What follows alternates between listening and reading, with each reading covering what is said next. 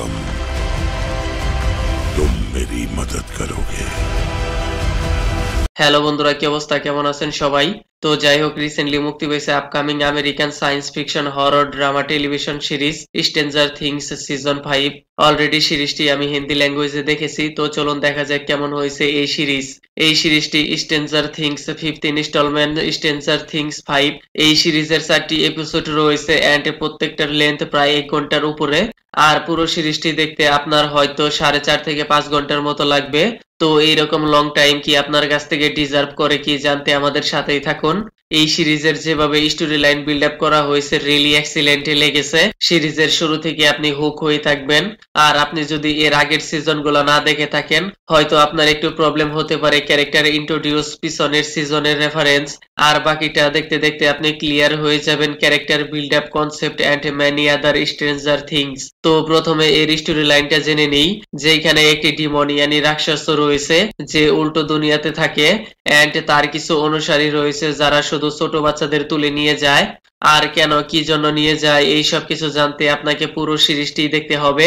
আর ওই ছোট বাচ্চাদের প্রোটেক্ট করার জন্য একটি ফ্যামিলি রয়েছে, ইভেন গ্যাংও বলতে পারেন। আর ওই গ্যাং এর মাঝে সুপার পাওয়ার ওয়ালাও পার্সন রয়েছে।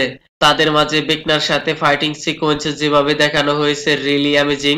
এই সিরিজের শুরুতে যেভাবে টুইস্টে টার্নস মাইস্ট্রি দেখানো হয়েছে, সত্যি ইউ ক্যান ফিল ইট।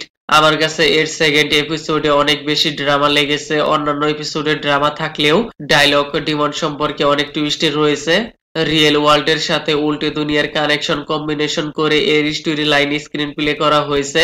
যেভাবে এর সিজিআই ভিএফএক্স ওয়ালা scene, night scene, colour correction দেখানো হয়েছে, একদম রিয়েলিস্টিক মনে হচ্ছে। আর এইখানে লিড অ্যাক্টরদের পোটেনশিয়াল একদম এসেনশিয়াল ওয়েতে দেখানো হয়েছে। তাদের টিম ওয়ার্ক, ইউনিক টেকনিক, উল্টো দুনিয়ার কানেকশন মেকার পারফেক্ট ভাবে ওয়ার্কআউট করতে পেরেছে।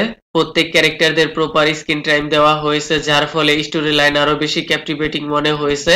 এন্ড তার সাথে আরো বেশ কিছু ব্রুটাল সিনও দেখতে পাওয়া গেছে। আর লাস্ট ওয়ালা ক্লাইম্যাক্স সিন আরো বেশি এঙ্গেজিং মনে হয়েছে।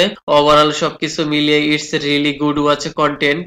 আর এই সিরিজের সেকেন্ড ভলিউম আসবে 25শে ডিসেম্বর, আর থার্ড ইয়ানি ফাইনাল ভলিউম আসবে 31শে ডিসেম্বর। তো ওয়েটিং, দেখা যাক সামনে কি হয়। তো যাই হোক, আমি আর কিছু বলবো না, মন চাইলে আপনি দেখতে পারেন, একদম ফ্যামিলি কন্টেন্ট উইদাউট চাইল্ড।